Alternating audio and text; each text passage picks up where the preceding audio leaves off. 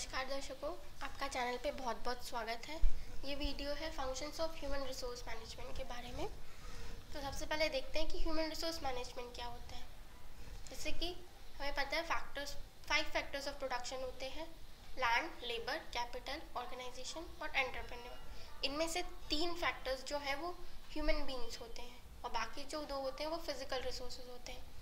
तो इन 2 को भी चलाने के लिए ये अपने आप तो चलते नहीं है, ना कैपिटल, लेबर या कोई और भी फिजिकल रिसोर्सेज हो। इनको एक ह्यूमन ही ऑपरेट करता है। तो इसी से ये जो टर्म है ये आई human resource management. Human resource management HRM ये कोई ज़्यादा पुराना टर्म नहीं है या कोई पुराना कंसेप्ट नहीं है, अभी नया नया ही इवॉल्व हुआ है। ये नीड देखते हुए कि ह्यूमन जो है वो बढ़ रहे हैं, ये भी एक रिसोर्सेज है, इनसे भी हम काम ले रहे हैं। ह्यूमन जो है वही सारे जो भी रिसोर्सेज हैं उनको ऑपरेट कर रहा है। इसीलिए इस टर्म की इम्पोर्टेंस निकल के आई। इसको एक सब्जेक्ट, एक डिसिप्लिन में इवॉल्व किया गया, ह्यूमन रिसोर्स मैनेजमेंट। इसकी इम्पोर्टेंस जो है वो इतनी है कि हम जो इंडिया में एक अलग से मिनिस्ट्री है ह्यूमन रिसोर्स HRD मिनिस्ट्री जिसे बोलते हैं, ह्यूमन रिसोर्स डेवलपमेंट मिनिस्ट्री। तो इसीलिए ऑर्गेनाइजेशंस में भी एक HRD होता है, यानी ह्यूमन रिसोर्स डिपार्टमेंट। इसीलिए इस टॉपिक को, इस सब्जेक्ट को हम देखते हैं। तो चलिए इसके फंक्शंस पे कंसंट्रेट करते हैं। 2 फंक्शंस होते हैं ह्यूमन रिसोर्स मैनेजमेंट के: ऑपरेशनल फंक्शंस और मैनेजरियल फंक्शंस। सबसे पहले अगर मैनेजरियल फंक्शन की बात करें तो ये मैनेजमेंट से निकल के आया है। जैसे कि एक मैनेजर होता है, वो जितने भी फंक्शंस करता है, चाहे वो प्लानिंग हो, ऑर्गेनाइजिंग हो, कोऑर्डिनेटिंग हो, एक ऑर्गेनाइजेशन को चलाने के लिए जो भी वो फंक्शंस परफॉर्म करता है, वैसे ही फंक्शंस जो है HRM यानी ह्यूमन रिसोर्स मैनेजर करता है। किसके लिए? पर्सनल के लिए, ह्यूमन रिसोर्स के लिए। इसीलिए यहाँ पे ये फंक्शंस लिए गए हैं। ऑपरेशनल फंक्शंस ये ऑपरेटिंग एक्टिविटी से रिलेटेड है। वो फंक्शंस क्योंकि ऑपरेटिंग एक्टिविटी जो भी फॉर्म कर रही है, चाहे वो मैन्युफैक्चरिंग हो, प्रोडक्शन हो, गुड्स एंड सर्विस की बाइंग एंड सेलिंग हो, कोई भी ऑपरेटिंग फंक्शन जो फॉर्म कर रही है उससे रिलेटेड फंक्शंस एक ह्यूमन रिसोर्स मैनेजमेंट करता है। तो वो सारे पॉइंट्स हम इसमें पढ़ते हैं ऑपरेशनल फंक्शंस में। ये एक दूसरे को ओवरलैप करते हैं, फिर भी हम इसको अलग अलग पढ़ेंगे, कहीं ना कहीं एक दूसरे को कोइंसाइड करते हैं। हमारा सबसे पहला फंक्शन है ऑपरेशनल फंक्शन। इसमें ये 8 फंक्शंस हैं जो ये परफॉर्म करता है। अब इसको हम देखते हैं एक एक करके। सबसे पहला फंक्शन है एम्प्लॉयमेंट का। ये एम्प्लॉयमेंट फंक्शन जो है ये फर्स्ट ऑपरेटिव फंक्शन होता है। सबसे पहला कोई भी डिपार्टमेंट है वो सबसे पहले ये जानना चाहेगा कि उसकी ऑर्गेनाइजेशन में ह्यूमन रिसोर्स की कितनी नीड है, क्या अपॉर्चुनिटीज़ है, कितने एम्प्लॉयज़ हम रिक्रूट कर सकते हैं, किस टाइप के कर सकते हैं। तो इस फंक्शन में है वो मैन पावर को सर्च करता है कि कितने नंबर ऑफ वैकेंसीज़ हैं हमारे फॉर्म में और कितने क्वालिटी के हैं, हमें कितनी क्वालिटी के चाहिए।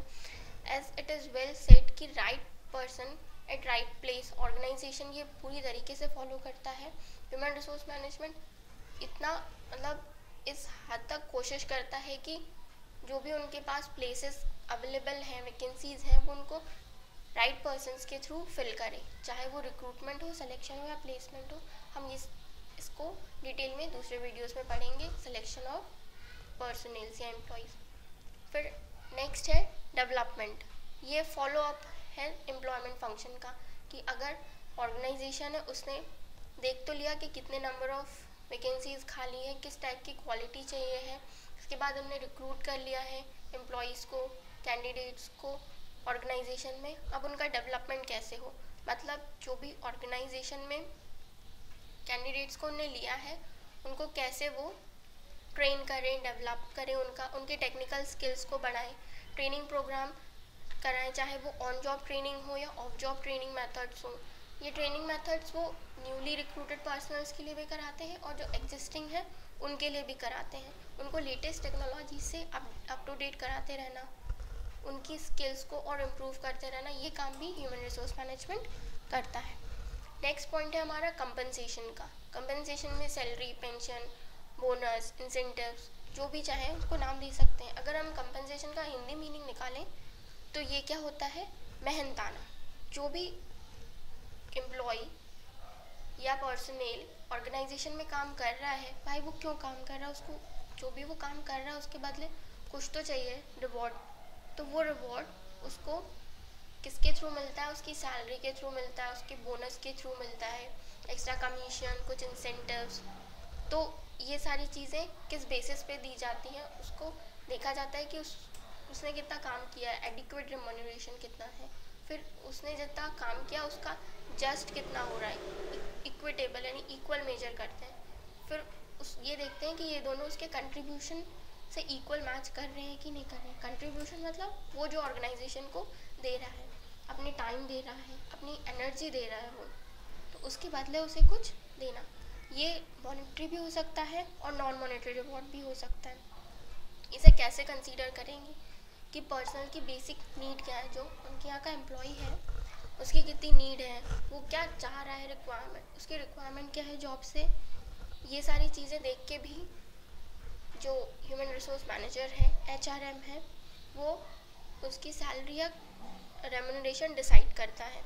वो इवैल्यूएट करता है कि उसकी परफॉर्मेंस किस लेवल की है कि उसको रेम्यूनरेशन प्रोवाइड किया जाए। नेक्स्ट टॉपिक है हमारा maintenance. Maintenance means working conditions provide करना, उसको वर्क सेफ्टी प्रोवाइड करना।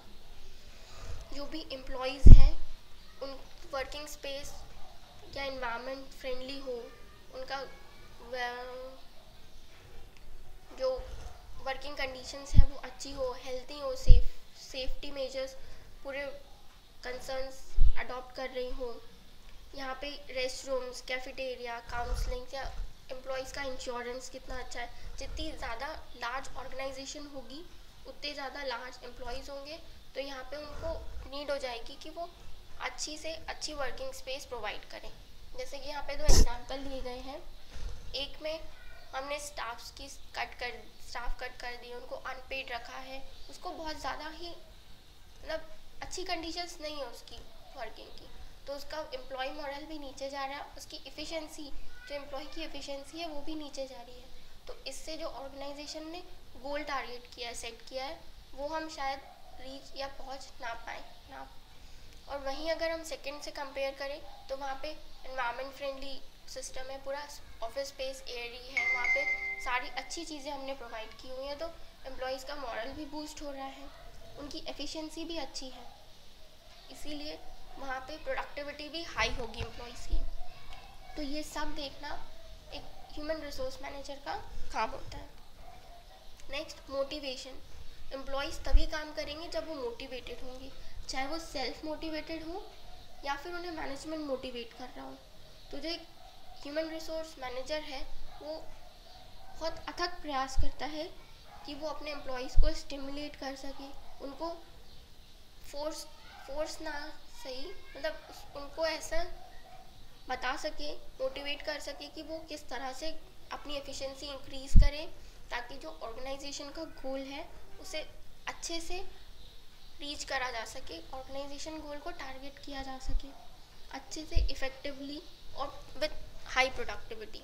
तो इसीलिए ये देखना सबसे ज़्यादा इम्पॉर्टेंट होता है कि मोटिवेशन कहाँ से मिल रही है किसी एम्प्लॉय को। फिर है पर्सनल रिकॉर्ड। ये भी सबसे इम्पॉर्टेंट फंक्शन में से एक है कि जो ह्यूमन रिसोर्स मैनेजर है वो सारे एम्प्लॉयज़ का पर्सनल रिकॉर्ड रखता है। रिकॉर्ड उनकी चाहे ट्रेनिंग का हो, अचीवमेंट्स का हो, उनके ट्रांसफ़र, प्रमोशन, बिहेवियर, वो कितने दिन एब्सेंट रहे, कितने दिन उन्होंने काम किया, किस टाइप का काम किया। तो ये इस चीज़ में हेल्प करता है कि वो जो फ्यूचर डिस्प्यूट्स हैं उनके लिए एक एविडेंस हो जाए। इसमें उनका पूरा रिकॉर्ड होता है, उनको कितना कंपनसेशन मिला, कितना रेम्यूनरेशन मिला, उनके परफॉर्मेंस के अकॉर्डिंग उनको उनका कंट्रीब्यूशन, उनका रेम्यूनरेशन दिया जाता है। ये इस चीज़ में भी हेल्प करता है कि ऑर्गेनाइजेशन का वर्क कल्चर कैसे इस्टेब्लिश करें। तो ये सारी चीज़ें time to time report HRM करता है, अप टू डेट सारी चीज़ें रखता है। Next is industrial relationships. Industrial relationships जो है वो दो टाइप के होते हैं, एक इंटरनल रिलेशंस और एक एक्सटर्नल रिलेशंस। तो जो ह्यूमन रिसोर्स मैनेजर है ये एक लिंक होता है ऑर्गेनाइजेशन के अदर डिपार्टमेंट्स से लेके ऑर्गेनाइजेशन के हेड तक या आउटसाइड वर्ल्ड तक ये एक लिंकेज का काम करता है। तो ये रिलेशंस बनाता है, चाहे वो एम्प्लॉयज़ के बीच में हो, एम्प्लॉयर्स के बीच में हो, गवर्नमेंट का ऑर्गेनाइजेशन के बीच में हो, कुछ कोर्ट्स या ट्रिब्यूनल्स के बीच में हो, कुछ लीगल केसेस हों, ट्रेड यूनियंस हों या एम्प्लॉयर्स एसोसिएशन हो, इनके बीच में पीस स्टैब्लिश करने की वो पूरी कोशिश करता है। इनके बीच में एक सामंजस्य बैठाने की कोशिश करता है human resource manager. Next is separation. अब कोई भी ऑर्गेनाइजेशन किसी भी एम्प्लॉय को हायर करती है तो ऐसा नहीं है कि एम्प्लॉय एक ऑर्गेनाइजेशन में आया है तो वही काम करते करते मर जाएगा, ऐसा नहीं है। जैसे कि एक बहुत अच्छी सेइंग है कि फॉर मैन में कम एंड मैन में go but organisations go for ever. यानी कि लोग आएंगे, काम करेंगे, अपना कंट्रीब्यूशन देंगे ऑर्गेनाइजेशन में और फिर चले जाएंगे, फिर दूसरे लोग उनकी पोजीशन लेंगे। तो ये सेपरेशन का पार्ट होता है। तो ये टर्मिनेशन या तो ऑर्गेनाइजेशंस वो जो एम्प्लॉयज़ हैं वो वॉलंटरी एग्जिट लेते हैं या इनवॉलंटरी एग्जिट लेते हैं। वॉलंटरी एग्जिट के कुछ कारण ये हो सकते हैं कि एम्प्लॉयज़ को दूसरे ऑर्गेनाइजेशन में कैरियर अपॉर्चुनिटीज़ अच्छी मिली हो, कोई पर्सनल रीजंस हो, उनको ऑर्गेनाइजेशन का एनवायरनमेंट पसंद नहीं हो, कुछ भी हो सकता है। और इनवॉलंटरी एग्जिट जो ऑर्गेनाइजेशन खुद पर्सनल को देती है एग्जिट के लिए, ये दो होते हैं। तो जब सेपरेशन होता है किसी भी एम्प्लॉय का तो एक सबसे बहुत इम्पोर्टेंट पॉइंट होता है, वो है एग्जिट इंटरव्यू, जो कि हर ऑर्गेनाइजेशन करवाती है देखने के लिए कि उनका फ्यूचर, हमारी जो कंपनी में काम किया है उन्होंने ऑर्गेनाइजेशन में, वो उनका एक्सपीरियंस क्या रहा, उसके बेसिस पे वो ऑर्गेनाइजेशन में और कुछ चेंजेस लेके आते हैं। तो ये सेपरेशन भी इम्पोर्टेंट फंक्शन है जो एक एचआरएम करता है। Next is managerial functions. अब ये जो मैनेजरियल फंक्शंस हैं, इसमें सिर्फ 5 ही टाइप्स के फंक्शंस हैं जो एक एचआरएम परफॉर्म करता है। सबसे पहला है प्लानिंग। ये सबसे फर्स्ट और फॉरमोस्ट फंक्शन होता है। इसमें वो ये देखता है कि कितनी वैकेंसीज ऑर्गेनाइजेशन में वेकेंट है, क्या जॉब रिक्वायरमेंट है, क्या जॉब प्रोफाइल है किसी भी जॉब की या वैकेंसी की, किस टाइप का हमें पर्सनल चाहिए है उसमें, वो ये सारी चीज़ें प्लान करता है। फिर जब रिक्रूट हो जाता है वो एम्प्लॉय या कैंडिडेट तो उसकी ट्रेनिंग और डेवलपमेंट की प्लानिंग भी एचआरएम ही करता है। तो इसमें 3 स्टेप्स इन्वॉल्व होती हैं। सबसे पहला होता है कि वो ये जानने की कोशिश करता है कि मार्केट में लेबर की कंडीशन क्या है, क्या वो ऑर्गेनाइजेशन में फिर बैठेंगे या नहीं बैठेंगे, कि कितनी डिमांड है हमारे लेबर की मार्केट में और कितनी सप्लाई हो रही है। फिर सेकंड स्टेप है वो ये देखता है कि मार्केट में अवेलेबल, मार्केट यानी कि बाहर आउटसाइड ऑफ द ऑर्गेनाइजेशन जो भी कैंडिडेट्स अवेलेबल हैं, क्या वो शॉर्टेज में है या वो एक्सेस में है। जो जॉब कैटेगरी उनने निकाली है वो एक टाइम फ्रेम में कैलकुलेट करते हैं वो, कि अगर इतना टाइम फ्रेम हमें दिया गया है तो इसमें कितने ऐसे कैंडिडेट हैं जो फिट हो सकते हैं। अगर शॉर्टेज हो रही है तो वो क्या करें ऐसा जो शॉर्टेज ना हो। तो थर्ड स्टेप होती है वो ये देखते हैं कि अगर शॉर्टेज है ह्यूमन या कैंडिडेट की मार्केट में तो कैसे उसे एलिमिनेट करें, कि वो उनका फ्यूचर में ट्रेनिंग एंड प्लेसमेंट प्रोग्राम्स करवाएं, उनका डेवलपमेंट कराएं इस शॉर्टेज को एलिमिनेट करने के लिए। अगर एक्सेस में है तो वो अपनी हायरिंग प्रोसेसेस और थोड़ी हाई कर देते हैं ताकि उन्हें क्वालिटी पर्सनल या बेस्ट पर्सनल को वो सेलेक्ट कर सकें। तो ये प्लानिंग फंक्शन था। नेक्स्ट फंक्शन होता है ऑर्गेनाइजिंग। अब ऑर्गेनाइजेशन में जो ह्यूमन रिसोर्स मैनेजर है उसने कैंडिडेट्स को रिक्रूट तो कर लिया, अब उनको काम कैसे अलॉट करें। तो इसका काम होता है, ये 4 मेन फंक्शंस होते हैं इसमें। फर्स्ट है कि वो ग्रुपिंग करते हैं, जितने भी उन्होंने पर्सनली सेलेक्ट किए हैं उनको उनकी एबिलिटी के अकॉर्डिंग ग्रुप करते हैं, उनको उनके डिफरेंट रिस्पेक्टिव डिपार्टमेंट्स में असाइन करते हैं। नेक्स्ट है वो उनके फंक्शंस बताते हैं कि उनका क्या काम है। डिफरेंट इंडिविजुअल्स को डिफरेंट वर्क या प्रोजेक्ट्स या असाइनमेंट्स असाइन किए जाते हैं। Next is authority of delegation. Authority delegate करते हैं वो। अथॉरिटी डेलीगेट करना मतलब कि उनको जितना काम दिया है उसके अकॉर्डिंग उन्हें उतनी ही जिम्मेदारी देना, उतनी ही पावर देना, जितने का काम दिया है उतनी ही उनको छूट देना कि वो ये पावर उनके पास है, वो इतने ही काम करें और इतनी ही पावर इस्तेमाल करें। नेक्स्ट है कोनाई। इसमें वो ऑर्गेनाइजेशन में जितने भी इंडिविजुअल्स हैं उनको एक साथ कोऑर्डिनेशन के साथ काम करने के लिए मोटिवेट करता है या प्रेरित करता है, क्योंकि अल्टीमेट गोल जो है ऑर्गेनाइजेशन का वो अचीव करने के लिए जितने भी इंडिविजुअल्स हैं उनको मिलकर ही काम करना पड़ेगा। नेक्स्ट फंक्शन है ह्यूमन रिसोर्स मैनेजमेंट का डायरेक्टिंग।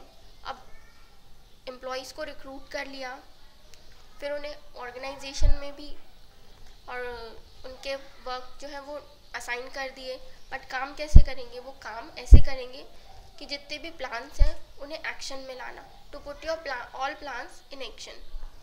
तो यहाँ पे वो डायरेक्शन देते हैं कि किस तरह से उन्हें काम करना है, जैसे कि प्रॉपर गाइडेंस, ट्रेनिंग, वर्कशॉप, ये सब लगा के टेक्निकल या वोकेशनल स्किल्स को इम्प्रूव करके उनकी जो भी कमी आ रही है, उनको काम करने में दिक्कत आ रही है एम्प्लॉयज़ को, वो सारी चीज़ें डायरेक्टिंग में फंक्शन किए जाते हैं। Next is coordination function. Coordination function जैसे कि हमें पता है ऑर्गेनाइजेशन एक ग्रुप एक्टिविटी है। यहाँ पे जो भी इंडिविजुअल्स आते हैं उनके खुद के एक पर्सनल गोल रहते हैं और एक ऑर्गेनाइजेशन गोल जो कि असाइन किए जाते हैं उन्हें। वैसे ही हर डिपार्टमेंट है, उन डिपार्टमेंट के भी कुछ पर्सनल गोल होते हैं और कुछ whole as a department goal assign किए जाते हैं। तो अगर ये इंडिविजुअल या डिपार्टमेंट खुद के पर्सनल गोल्स ही अकम्प्लिश करते रहेंगे तो ऑर्गेनाइजेशन के गोल कैसे अचीव करेंगे? तो यहाँ पे HRM एंट्री लेता है, वो इंडिविजुअल्स और डिपार्टमेंट्स को एक कोऑर्डिनेट करता है, उनको इकट्ठा करके मोटिवेट करता है कि वो ऑर्गेनाइजेशनल गोल को अचीव करें। नेक्स्ट कंट्रोल, ये लास्ट फंक्शन होता है HRM का जो कि करता है, इसमें वो ह्यूमन रिसोर्स मैनेजर जो है कंपेयर करता है एक्चुअल परफॉर्मेंस को स्टैंडर्ड परफॉर्मेंस से जो भी एम्प्लॉयज़ के लिए असाइन की गई है। कि अगर एम्प्लॉय है उसको बताया गया है कि उसकी स्टैंडर्ड परफॉर्मेंस उसको ये इतना करना है, अगर उसकी एक्चुअल परफॉर्मेंस उससे कम रह जाती है या ज़्यादा रह जाती है, एक्यूरेट रह जाती है, उसको मेजर करना। अगर एक्चुअल परफॉर्मेंस कम रह गई है तो जो भी डेविएशन आए हैं एक्चुअल और स्टैंडर्ड परफॉर्मेंसेस के बीच में उसे देखना, उसका क्रिटिकली एग्जामिन करना, फिर उसको फिर से बताना पर्सनल को, फिर उसका ट्रेनिंग एंड डेवलपमेंट या जो भी वोकेशनल स्किल्स का प्रोग्राम वर्कशॉप करवाना, उसके बाद उसकी परफॉर्मेंस को इंक्रीज़ करना। ये सारा काम जो है ह्यूमन रिसोर्स मैनेजर करता है। तो ये था हमारा functions of human resource management. अगर आपको ये वीडियो अच्छा लगा हो तो ऐसे और वीडियोस देखने के लिए सब्सक्राइब करें। थैंक यू आपके समय के लिए।